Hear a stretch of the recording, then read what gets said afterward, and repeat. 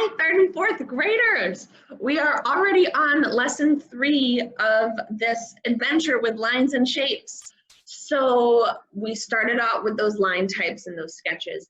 Last week we did our contour lines, which were really funky. And today we're going to have some fun with positive and negative shapes. Let's take a look at our objective for today. All right, so it says by the end of the lesson, you will be able to identify positive and negative shapes in your environment. That'll be fun. And you're going to use your supplies to create your own negative and positive shapes. So don't worry about it, because once we get to that creation activity, you'll be able to use whatever you have on hand at home, even if it's just a pen and a piece of paper, okay? So let's get started talking about positive and negative shapes. Now, I'm curious if you've talked about positive and negative shapes in your art classes yet. Third graders, you might not have, and that's okay. So this is a piece of art by a really famous person named MC Escher.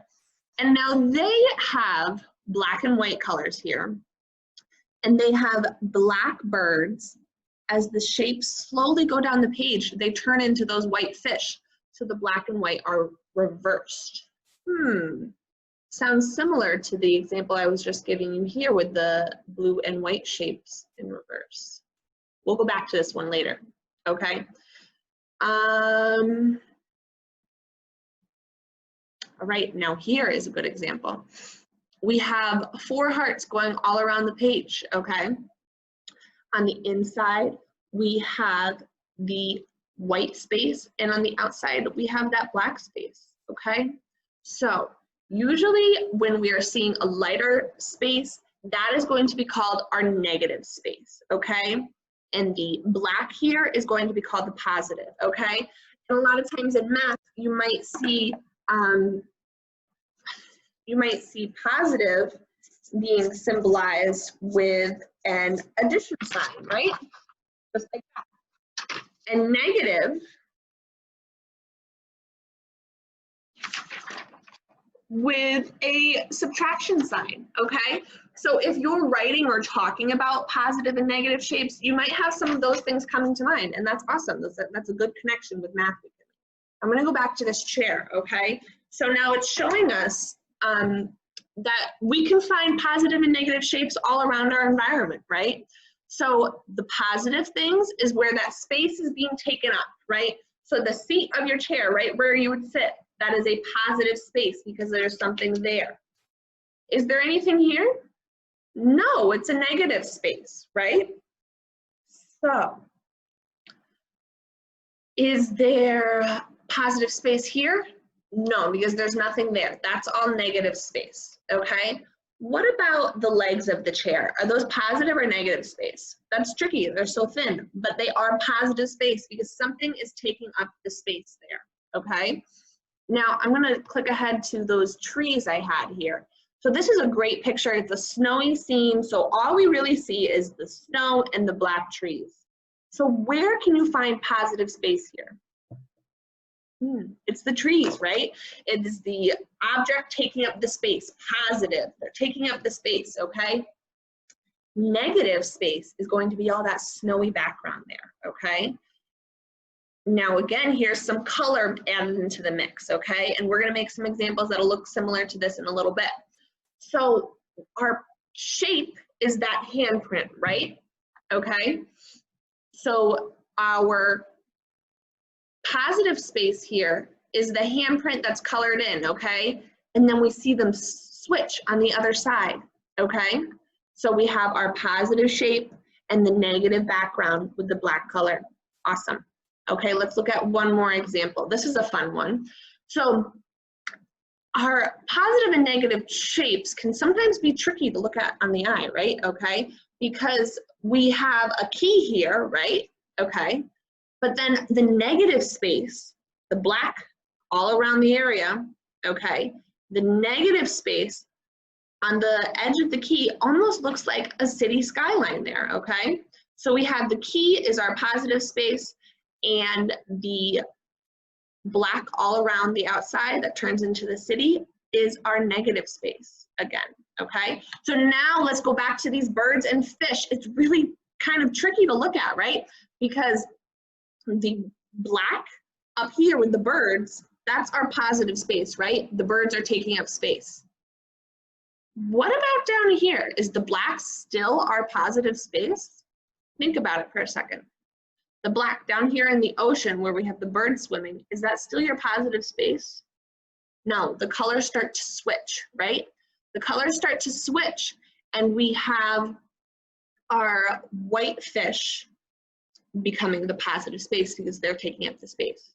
So the positive space or shape, the positive shape is what is taking up space. All right, so ready to make your own positive and negative shapes? So remember, positive plus sign, taking up space. Negative, plain, black or white, plain, not taking up space. So you're gonna need a piece of paper, my friends. And you can fold it any way you'd like. My examples today are gonna be folded like this, hamburger style, okay? Next.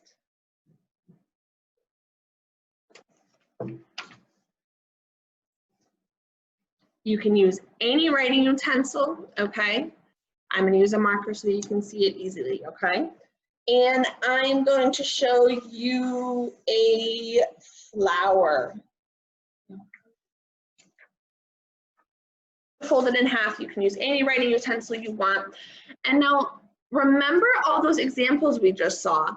We had fish, we had birds, we had hearts, we had shapes and designs, trees, nature, flowers, right?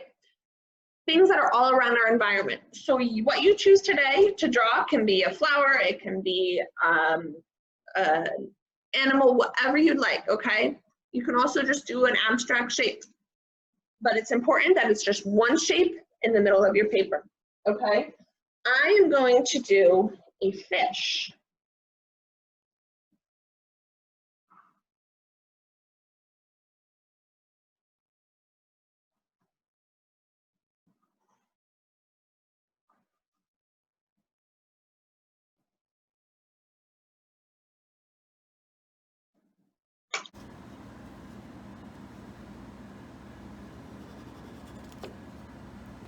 We open up our paper. We have fish on two sides of the paper. Do we have positive and negative space here just yet? Not quite yet, okay? So if you have crayons or something to color with at home, that's awesome. You can definitely use those for this activity, okay? But if you don't, no worries, because you can do this with a pen, a pencil, whatever you got, okay? So I'm gonna need to choose a color or a design that's gonna go inside one of my fish. Now I have this example already done, I'm gonna show you next. So I had this on my paper, and then I chose to fill this fish with all of those circles. So now, what is my positive shape or positive shape? It is this fish with the circles filled all around it. Now I'm going to create the opposite and flip them on this side. So what do I need to do in the background of this fish? I'm going to fill it with all of the circles, right? Just like I have on this fish. All right, so remember my positive shape here is my fish filled with circles. And now I've reversed them on the other side and I filled this space with circles, okay? Now, what's another fun way we could do it with color? Okay, here, I did the same thing. I drew a flower on one side. I used the window to trace it. Now I have two flowers, all right? But here I have some color thrown in here, okay? So the positive and negative shapes turn a little bit different. I have my blue flower here, okay? and it reverses on the other side and the background of the flower becomes blue. I have my green flower here, and here it reverses and the green background is on this flower, okay? So give your positive and negative shapes a try, okay? Feel free to watch the video again if you need to see those steps again. Remember, you start by drawing your shape on one side, go to the window to trace it, open it up. You need to pick a design or a color to go on one side of it, okay? And then you reverse it, okay? So after you give that a try, you have some steps to follow up with here. Let's check what it says. All right, your next steps. Think about what was the most difficult part about today's activity. Maybe it was tracing on the window. Maybe it was keeping track of your positive and negative shapes, okay? Now, I want you to go to someone that you live with, okay? And if you have to wait till they get home from work today, that's okay. Share what you made with someone that you live with. Ask them to guess which shape is positive and which shape is negative. Okay, so you can show this to auntie, grandma, whoever's at home with you, okay? And say, can you guess which shape is positive and which shape is negative? Give them a minute to think about it and they can share their answer. And after they guess, make sure you explain to them what you've learned about how to find positive and negative shapes all around our environment, okay? Great job, guys. I'll see you next time. Bye.